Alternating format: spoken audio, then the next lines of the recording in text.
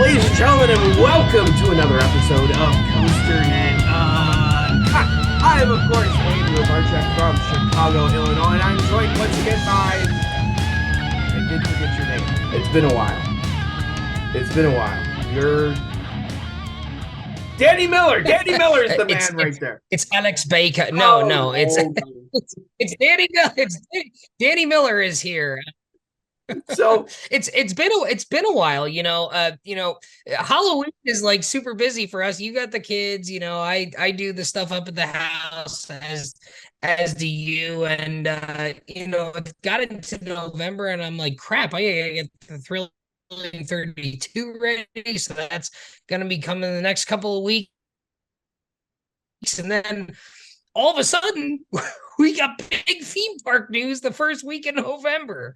I had no intentions whatsoever of actually doing a show before the Thrilling 32. I'm like, oh yeah, we're done here, we're good. And then all of a sudden, late last night, I go on to my Twitter feed and Don Helbig is on there talking about how Cedar Fair and Six Flags might be merging, and then Marcus LeShock's on there talking about it. I'm like, oh, this isn't the first rodeo either. This isn't the first time we've seen this. That this is now at least the third or fourth time that somebody's tried to merge these big theme parks. That we saw a few years ago, Six Flags try and buy Cedar Fair. We saw SeaWorld try and buy Cedar Fair.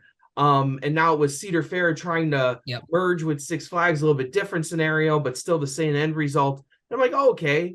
And I'm like, yeah, that tracks. That seems about right. So to say that I was shocked this morning when it actually came out that it's going through in the Wall Street Journal, I don't know if shock was the right word for me. I would say maybe, oh, okay, a little surprised, but yeah, that kind of tracks with what I've been reading, that it seems like we have these big companies merging, and it seems like the natural progression of things, really.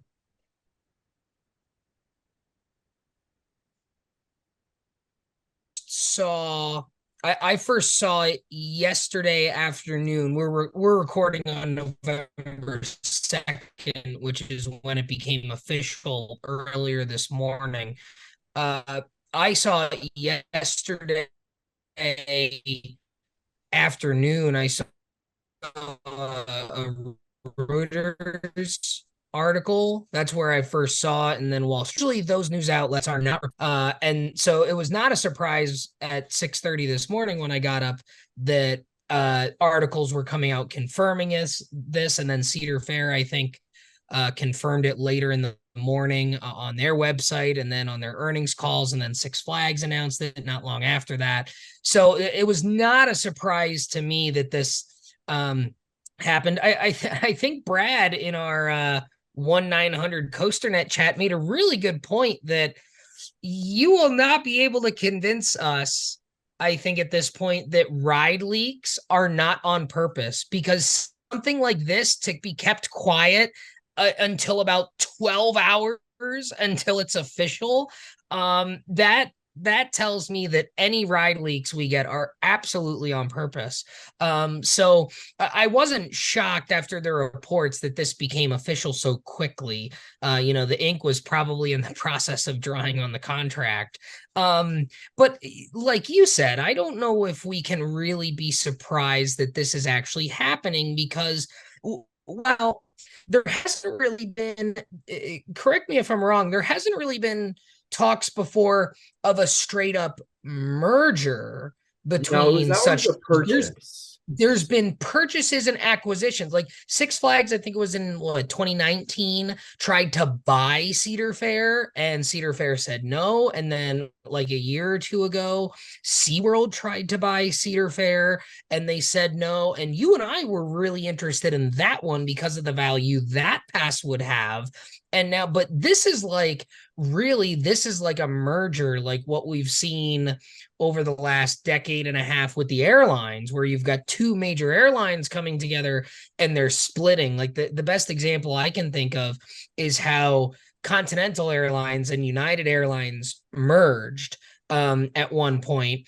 and it became United Airlines, and the plane liveries and the logos and the word marks and fonts were all the Continental Airlines font, and the colors and the logos and everything, but they were branded as United Airlines, and they absorbed the hubs and the operating bases. This is exactly what's happening with Cedar Fair and Six Flags. They're keeping the Six Flags name, that we know. Cedar Fair is kind of going away, and or at least by name it seems to be going away from what they're saying, but they're absorbing the Charlotte corporate offices, and they're going to keep a lot of people in Sandusky as well, and they're going to have a 6-6 split of a board of directors. The CEO is going to be Robert Zimmerman, who's the current CEO from Cedar Fair, and the chairman of the board is going to be Salim Basul, who is the CEO of Six Flags at this time. So it's going to be an even, it truly is a merger, because it's going to be split pretty much 50-50 from a technical, financial, and operating standpoint, it seems at this point, not 24 hours in. Well, and we here at Coaster have always been known for our expert financial guidance and expertise. We like to talk about EBITDAs and profits marginalized over amortization, schedules, and we're really experts at all of that. We both have high degrees in business and whatever, blah blah blah blah blah.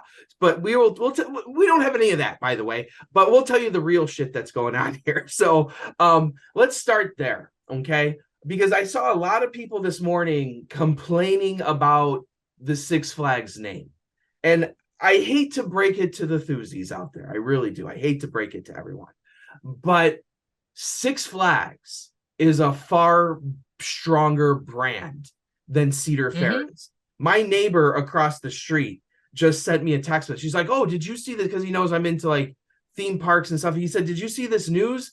Six Flags is merging with Cedar Fair." He's like, "Where's Cedar Fair?" Yeah. Yep. All this is. Like, I live in Chicago, and if I talk about Cedar Point to people, it's a 50-50 shot whether people know where Cedar Point is.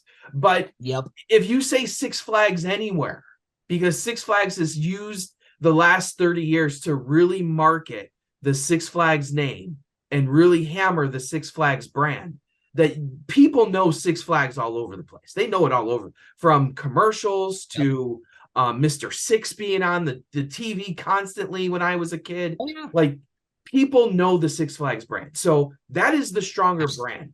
So throwing Six Flags on the title of every single Cedar Fair park, I don't think is out of the realm of possibility, nor do I think it's a bad idea. And as much as I think it's funny, but seeing a sign that says Six Flags Cedar Point, I think is going to be a very real thing come a year and a half from now. It just might be. And people, and we're gonna talk about two sides of this, right? There's an enthusiast side. Yeah. There's actually three sides. There's a smart enthusiast side. That's where we live. There's a thuzy side. That's where you all live. And and then there's a business side not all of this, of them, right? just the people currently commenting who posted 5 comments when I said that. So just those are the people. Right. And the people laughing and nodding their heads along with us, there's probably about 8 of them live in the bubble with us. So from a business standpoint, Six Flags has always been the stronger brand synergy, right? And it's not even like this is a secret, right? This is something that Six Flags has always said they've tried to do. They try and brand their parks together so that anytime you go to this city or you go to that city, there is a Six Flags park near you. I remember growing up on the VHS tape that I always watched, America's Greatest Roller Coaster Thrills. Six Flags always like to brag that they were within a day's drive of 85% of the population in the continental United States. And that's probably still a very real thing. I don't know if Cedar Fair ever tried to make a claim like that, but the thing is, no. Cedar Fair never really tried to, at least from what I remember, Cedar Fair has never really tried to make their parks all the same, and they've even said that. Even John Hildebrand and Rob Decker, they've always said we don't want all of our parks to be the same. There's some similar things. You've got the Peanuts branding, and two of the parks have the Eiffel Towers. That wasn't Cedar Fair's doing, but they were never interested in having 11, 12, 15 theme parks, however many it was at any given time. They never had interest in those parks looking or feeling the same. They wanted them to all be different. And in that regard, that's what makes Six Flags the stronger overall brand, because it's one big brand that there is an option near you, as opposed to 11 little brands that are very, very popular locally, like your Kings Island, with the exception of Cedar Point, right? Cedar Point's the outlier. That's the one that has national attention. And like you said, when I talk to people at work, well, Sometimes. yeah, they when I talk to people at work, they know what Six Flags is. And if I were to say Cedar Fair, some of them are like, "Oh, do you mean Cedar Point?" It's like, well, kind of, right? Well, and that's the thing too, is like Cedar Fair tried the synergy for a little bit with the Fun TV and putting up, different stuff on the screens to kind of like get people to know there's other parks, because the people to even know there's other parks, and then kind of like bringing Right. Kings Island and Cedar Point together and kind of doing like the little Easter eggs on the different rides. But that's like more of a Thuzy thing too, where you see the Easter egg and you're like, oh, I know that's that. But people walking through the park, it's not building that synergy. But Yeah, that's for you and me. it's for us, right? But I think Yeah. the bigger point is that even though Six Flags is called Six Flags at all these parks, guess what? I don't think there's a person in Chicago that calls it Six Flags. Everyone calls it Great America. Every single person Mhm. calls it, and there might be Yeah. people that call it Six Flags, whatever. And when you go out to California, people still call it Magic Mountain. They're not calling it Six Flags, they're calling it Magic Mountain. So you still have that recognizable name, especially with the bigger parks, that tie it to that location. That like it was Great America for as long as I grew up. Everyone calls it Great America. Everyone I talk to calls it Yeah. Great America. So I feel that by throwing a Six Flags tag on top of Kings Island or Carowinds, people are still going to call it Carowinds. People are still going to call it Kings Island. It's just a part of the sign. Mhm. It's just like Cedar Fair when you put the little logo on it or whatever, or they chose the terrible font and put everyone in the same font. Oh, I hate that font. Yeah. The Cedar Fair font is terrible. But like everyone still calls it by its other name. So that like people are like, oh, we're gonna have, Six Flags Kansas City. No, we're not. We're gonna have Six Flags Worlds of Fun. Like, let's be honest. Well, yeah, I mean, it might end up going that way, right? Because I initially had that thought this morning. I said I'm not sure if they'll just put Six Flags in front of every park name, because some of the Six Flags parks, do have the regional names. I was thinking maybe they would go the route of, because when Six Flags got Great Escape has been a Six Flags park for a while now, and they Yeah. never made it Six Flags Great Escape. It's Great Escape, a Six Flags theme park. And I thought, okay, I could see them doing that with Worlds of Fun, a Six Flags theme park, Dorney Park, a Six Flags theme park. I could see them doing that. Um, I think the more we've talked about it, I think the possibility of it becoming Six Flags Worlds of Fun, Six Flags Cedar Point, I think I could see that too. It doesn't roll off the tongue. Well, But people I aren't mean, going to say it. Like people don't call it. Like how many times in conversation have people said, "Oh, I'm going to Six Flags Magic Mountain." It does roll off the tongue though when you say it. Like it does. Like, but you're it used to it. does. It does. But for you and me, we don't say it. And Yeah. I mean, very few people that I know will say, "Oh, I went to Six Flags Great Adventure." If I talk to someone at work, they won't say, "Oh, I went to Six Flags Great Adventure over the weekend." They'll say either I went to Great Adventure or I went to Six Flags. And some people, and the people who use Six Flags are the people who don't actually know that Six Flags is like a multi-location thing. But they've done it both ways, right? I mean, they reacquired Darien Lake, and that used to be Six Flags Darien Lake, so they actually rebranded that one as Six Flags Darien Lake. But then like Frontier City, that became Frontier City a Six Flags theme park, right? They didn't put Six Yeah. Flags Frontier City in front of it. But, so at the end of the day, does that really matter how they approach that? I mean, it matters to us a little bit, but at the end of the day, it doesn't matter for anything. I don't No, think. I don't think it matters that much. Because I don't think it matters at all, to be honest. Like to me, it's whatever. Call it whatever you want. But let's move on to the next issue that has to do with business. Because we saw this morning. I know you were talking about it in the COASTER-net group chat through Patreon, and we were talking about the monopoly issue, and people are like, "Oh, it's going to be a monopoly."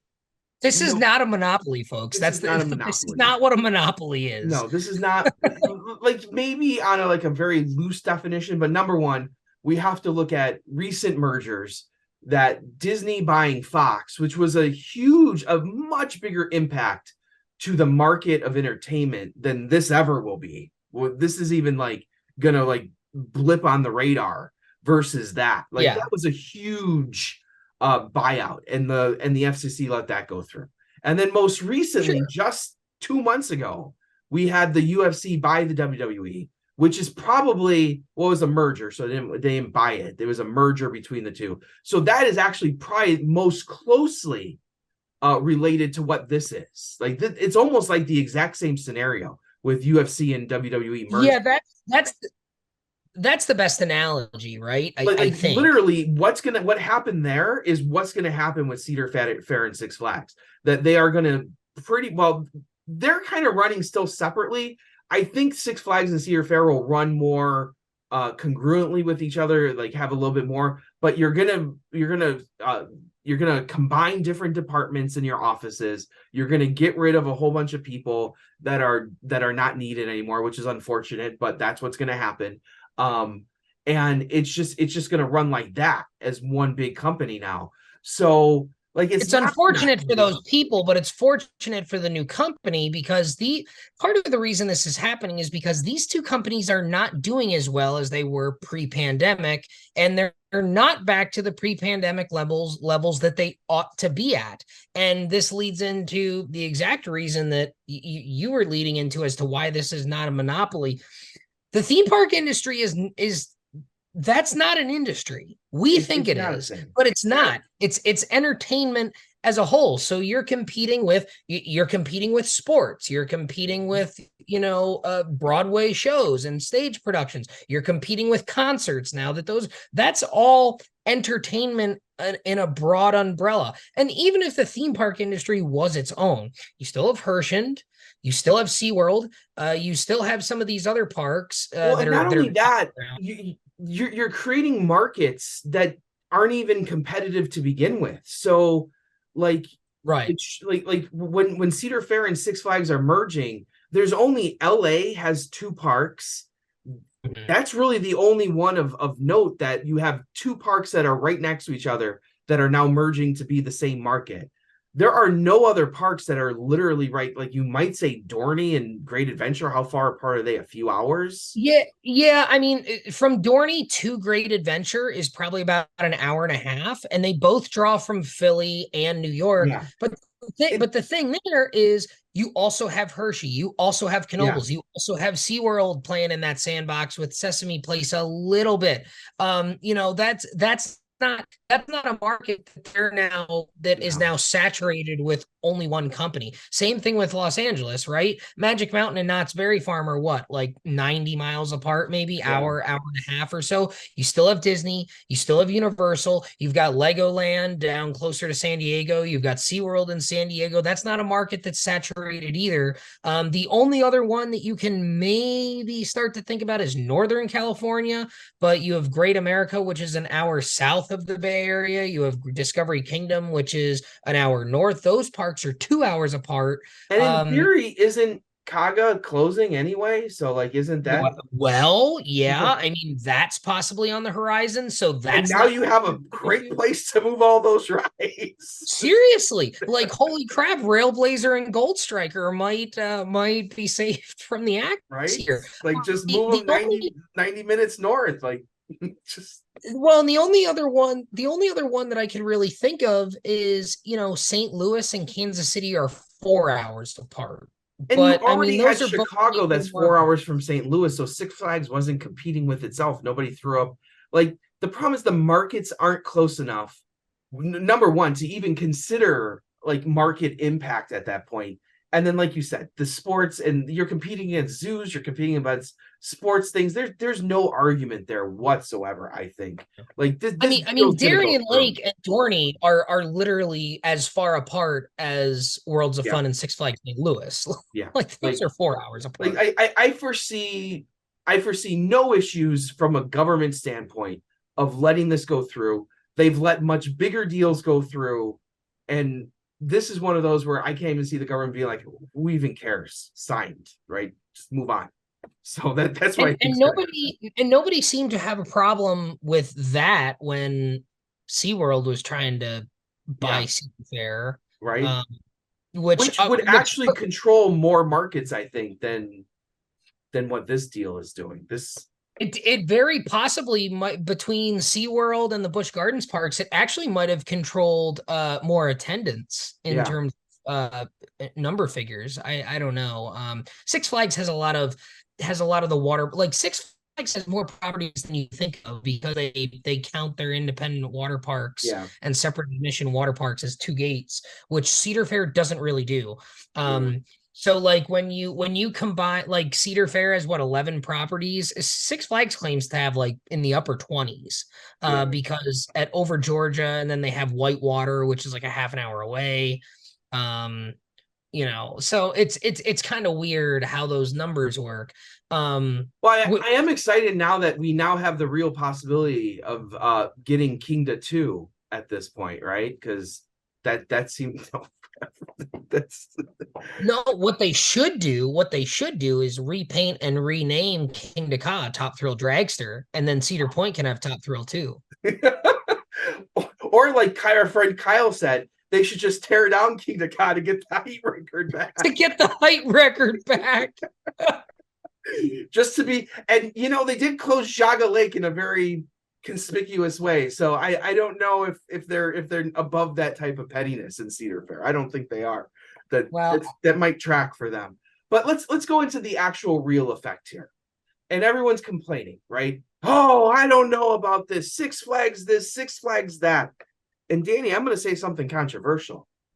I'm a little bit worried about Cedar Fair dragging down Six Flags because if we start looking at the last decade, and I say the last decade because we are now in the year 2023, and it has been 10 years since the saint himself, known as Dick Kinzel, has left Cedar Fair. It's been 10 years. And I got news for you, Danny Miller. If I look at what Cedar Fair has done over the last 10 years, I'm not overly impressed. yeah. I'm okay. They built And Steel Vengeance, the best ride in the world, but that was a no-brainer. They built Fury 325, but I would argue that that's probably Dick Kinzel's ride anyway.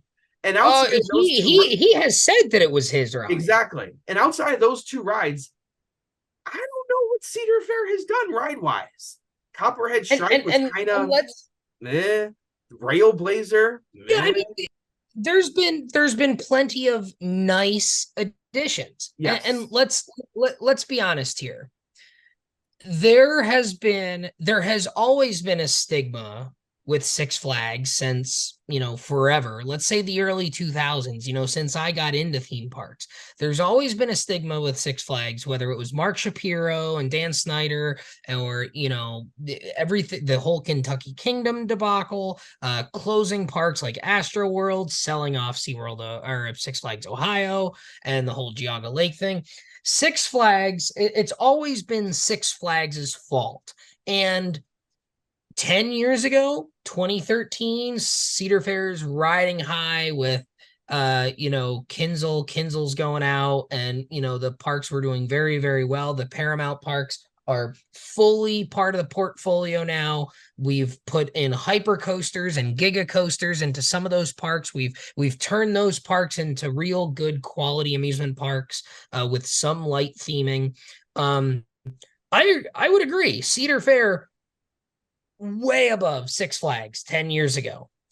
and they've slowly just been coming down. And I But both challenge of them people. have been coming together real because Six they're Flags. they're converging. They're absolutely converging. And I challenge people every time they talk about how much better Cedar Fair is than Six Flags. I challenge them to give me reasons why. And someone has yet to give me a real good reason why Cedar Fair should still be considered, leaps and bounds better than Six Flags. If you want to say they're ever so slightly better, you could maybe convince me of that. But here's some of the things people tell me. They say that the food is much better. Well, I would argue that okay. the Six Flags food has more variety and is probably better. I am not, I am not a fan of basically anything Cedar Fair does in the food department. Like, I am not a fan of any of it. Yeah, I mean, we've talked about this before, and you've made fun of me for it before. But I mean, when I'm at King's Dominion, I leave and I go to the Applebee's up the road. Like, but I cannot but suggest doing that either, though. So, but I cannot. but that's my point, right? Like, and that's the same with Six Flags, though. When we went to Six Flags over Georgia a couple years ago, we left for 2 hours and went an exit up the highway to the Longhorn Steakhouse because we didn't want to wait in food lines at Six Flags over Georgia. And here's the thing: the food is probably pretty similar, and the difference might be negligible. And every park is going to have a decent food place. Every park is going to have a really bad food place, and everything else is going to be in the middle, save for like maybe a Cedar Point, which is like a resort, right? That's a little bit different. You can go to the I'm still hotels, looking which for the really good food place there, to be honest. well, yeah. So, but I mean, It was Chick-fil-A, and then they got rid of it. well, yeah, Or it right. was Pink's Hot Dogs, actually. Pink's Hot Dogs was their really good food place. And they So, but from the food perspective, I think I would probably still lean towards Cedar Fair slightly on the food side. But if you're a meal plan person, and I know you people are, Six Flags has always had the better meal plan deal. Yeah, and And they've you come real cannot close. argue that. Yeah, they've always come real close, but Six Flags kind of started it, kind of did the whole thing. So, and then you look at like the pass structures, and like people are like, "Well, I don't know what they're going to do with the passes." Six Flags has had the better pass outside the last year and a half. Six Flags has absolutely had the better pass structure. They've had the better value pass Oh, absolutely. without question. The Diamond Elite membership might be one of the greatest passes outside of the SeaWorld Platinum Pass in the history of passes. The benefits with the free parking and the preferred parking and the 40% off of food and 50% off of merchandise and the free drinks with the cups. Like it's been amazing. Like the pass has been outstanding versus the Cedar Fair Pass, which is basically you get to enter the park and you get free parking. Done. And the discounts on the Cedar Fair Park have been cut quite a bit since. They've never been good to begin with. It's always been 10%. And they might have, with the Prestige Pass, upped it a little bit. But it's nowhere near what the other parks are doing with SeaWorld. Even Disney gives you 20% off. SeaWorld gets you 50% off shit in a lot of cases. Like, and that's the thing. It's like which is why we wanted the SeaWorld to the acquisition to go through. Right? But if I can keep my VIP membership with Six Flags and keep my 50% off of everything, I'm going to be running through Cedar Point in 2 years. Yeah, imagine having that SeaWorld merger or acquisition go through and getting 50% off at Cedar Point. That would bring the price of those T-shirts down to what they're supposed to be. Well, that bring them down about $20 a piece, which is still overpriced. It brings them down to about what they ought to be. So, and then if you look at, like we go back to like the ride installations. Six Flags has done a pretty decent job over the last 10 years. Every single major RMC that's gone into Six Flags has been pretty good. I don't like Wicked Cyclone, but Twisted Cyclone's been great. We've had some other great rides in there too. They've done a lot of little rides, but the biggest difference between the two parks, I think, has been just the ambiance of them. That Cedar Fair, I think, has been updating their park to get rid of blacktop, to put in more cement.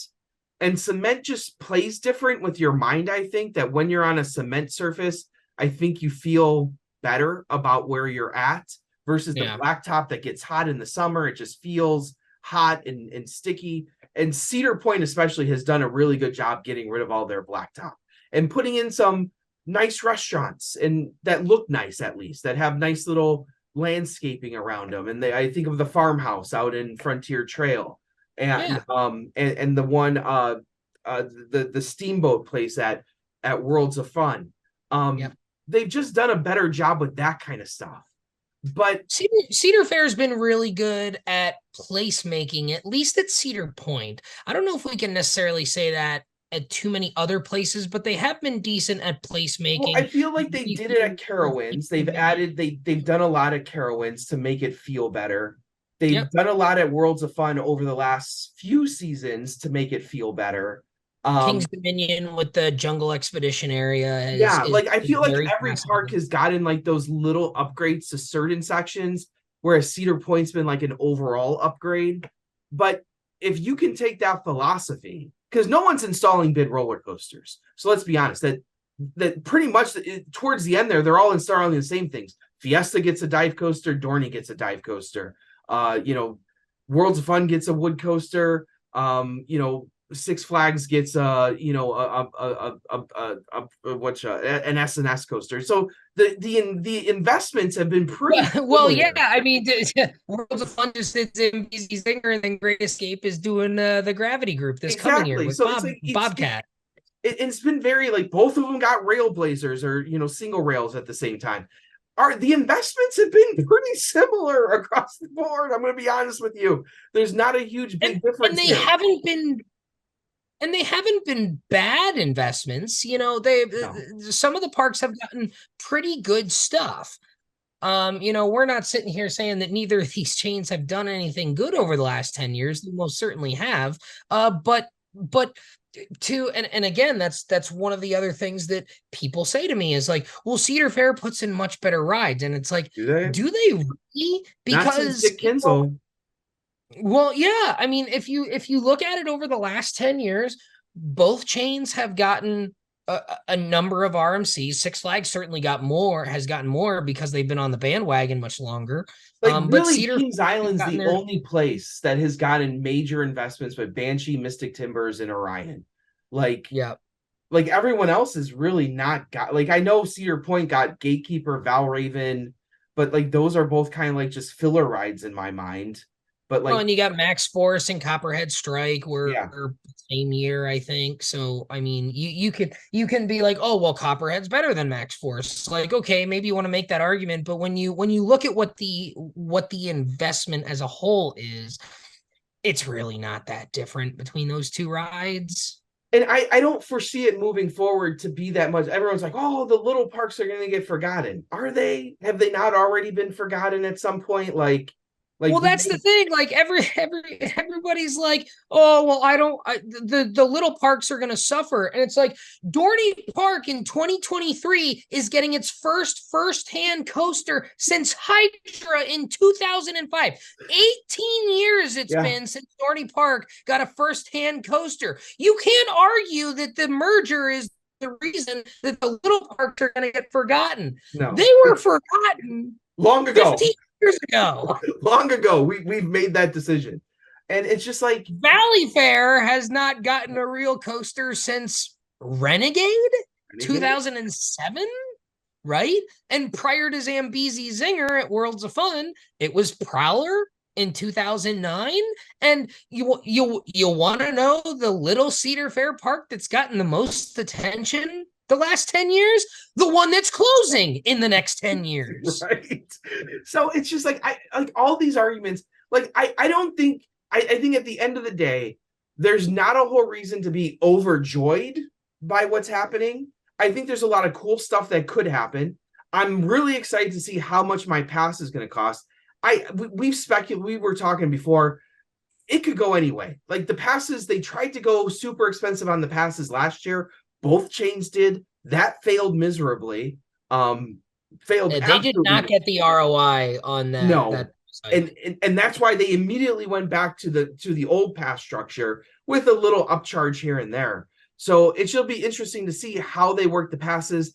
I don't think you're going to be able to charge an extraordinary amount of money because most people buying these passes are not going to 5, 6, 7, 8 parks. Most people are going to go to 2 to 3 parks. And if you make it so expensive, they're just going to buy day tickets. Like they're just going to buy tickets into the park.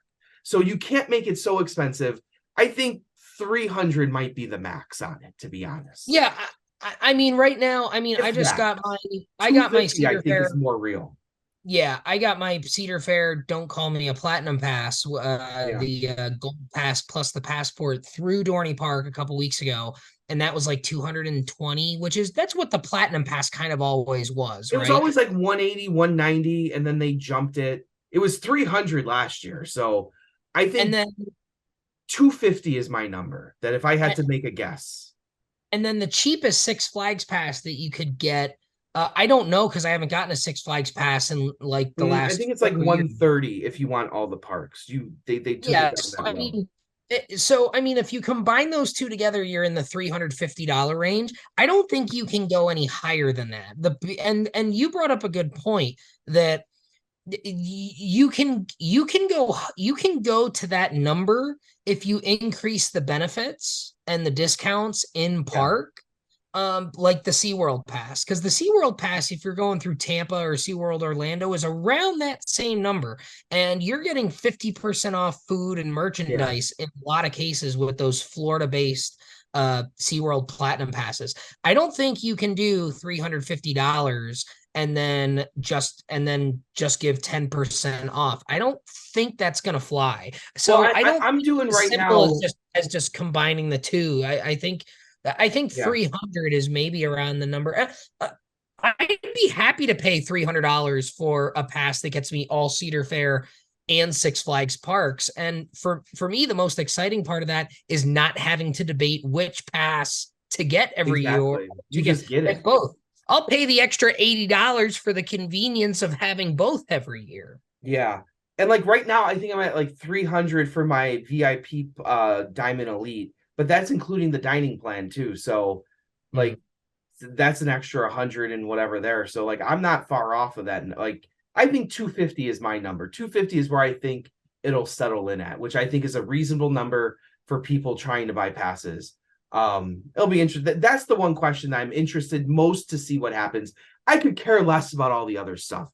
All the other stuff, I've been irritated with both chains. Every asshole policy over the last 5 years that I've had issues with came from Cedar Fair. So I'm hoping some of the asshole policies like the no bag policy at Haunt and the chaperone policies, which are okay, I guess, but then clearing Another thing that people say they like, I hate that Six Flags does the lockers on rides. Well, Cedar Fair's been putting those in the last 10 years with every new ride they right. build. So that's another one that you can't argue. And I will say that I'm a little bit offended that everyone's just assuming that everything's going to be called Batman the Ride, when I think all these Batman the Rides are going to be painted green and green and be called Raptor the Ride. So we can have Well, Raptors in every park. That's what I think is going to happen.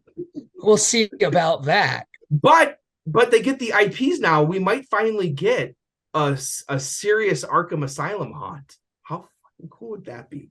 Wouldn't that be amazing? Well, Like, there's yeah, some I cool mean, stuff that could happen here. well, people complain about the IPs too, right? I mean, that's another thing that they complain about Six Flags, and it's like I never understood the backlash with the IPs. I The don't get IP the is how we get cool stuff like Justice League, yeah. right? Cedar Fair doesn't have any rides like Justice League. No, I would love a Batman Dark Ride at Cedar Point. I'm gonna be honest. Like, I don't care what you guys say. Like, Yeah. I would love a I mean, that'd be disaster cool. transport Dark Ride there, but I'd be just as happy with a Batman Dark Ride too. So, Yeah, I mean, there's certainly some cool options that you can get there. I mean, yeah, what's the the IP problem? thing. I'm really interested to see where the IPs go too. If they're probably going to keep the Snoopy IP. Six Flags doesn't really have a really good kids IP, so putting Snoopy overlay on The Looney everything. Tunes is outdated, right? I Exactly. mean, So like putting Snoopy on everything might work. I don't know. That would be one of the interesting to see things to see is what's going to happen with DC and Snoopy and if they're going to continue to pay for that stuff. So I don't I would think you have to. yeah. So I think at that point we should just wrap it up, right? We've said a lot. And we'll probably say more over the coming months here once we find out Oh, more. there's going to be more for sure. So well, look out for the Thrilling 32 that is on the way, coming up here very, very soon. But I am, of course, Andrew Barczyk from Chicago, Illinois. I'm Danny Miller, Binghamton, New York. Right on, Ride Warriors. Bye, guys. See you next time.